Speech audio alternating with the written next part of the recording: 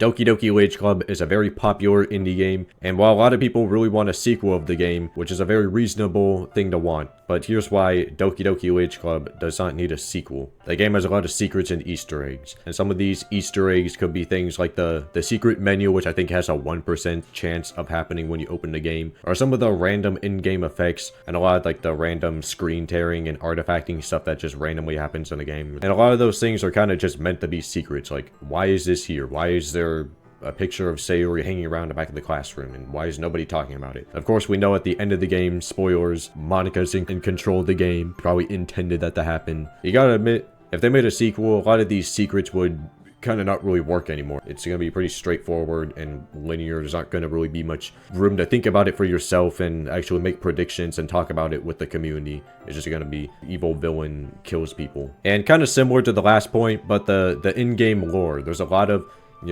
lore in this game that you kind of don't really catch on to right away, especially the poems, man. But I swear, these poems, if you actually read them carefully and use some critical thinking like your English teacher told you to do, there is like hours worth of content to unpack in these things. I made a video talking about Natsuki. I talk about it a bit in that video. Poems like, the Natsuki's father poem, where she kind of mentions, how her friends make fun of her and how her dad kind of abuses her. It explains a lot more about the characters, and it makes them seem more three-dimensional instead of just these boring stereotypes that, well, the game developers kind of intended them to be like, because, it's the stereotypical visual novel game. And yeah, a lot of these characters have secrets about them, and making a sequel would kind of have to spoil a lot of the in-game lore, and it's going to be kind of hard to keep it consistent with the sequel.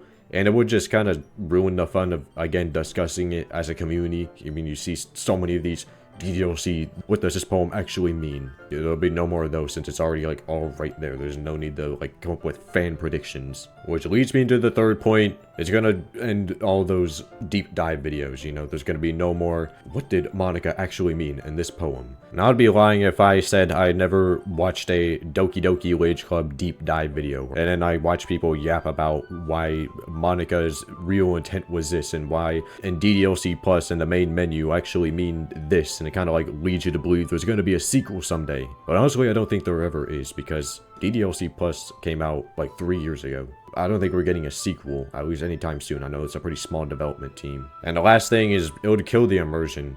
Pretty much the whole point of this game is to be like, the visual novel game in disguise. It's like the cute, stereotypical visual novel game at first, where, you got the harem protagonist, the four cute girls who are like pretending to be all like friends with the MC or whatnot. And then all of Act 2 is just like, scary moments and creepy poems, and pretty much Act 1, but just changed around a bit to be more of a eerie, off-putting version. While I think most people who have played this game watched a Markiplier video and already know what they're getting themselves into, if you're playing a sequel, you know damn well that it's going to be the same thing. And while it could still be fun seeing, some of the new jump scares and all that stuff, you gotta agree with me that it would get kind of old and kind of ruin the magic that the original had. Then we're gonna see all these why modern gaming is not good anymore videos about like Doki Doki Wage Club and how the sequel is actually garbage. And kind of the last point, which isn't really a fact or anything, just kind of my opinion, the game doesn't really need a sequel. There's nothing wrong with having one game that does well and just leaving it as is. There's many popular games out there that just got one game and never had a sequel. And a lot of times that's kind of for the best thing, because usually when something does well, usually people want to milk it. I mean, we've seen the More Pegasus situation where this guy shoveled out like 200 Mr. Beast videos. It's going to kind of leave a sour taste in your mouth when they come out with a sequel that's nothing like the original, and you're just like, ugh, that game's kind of bad.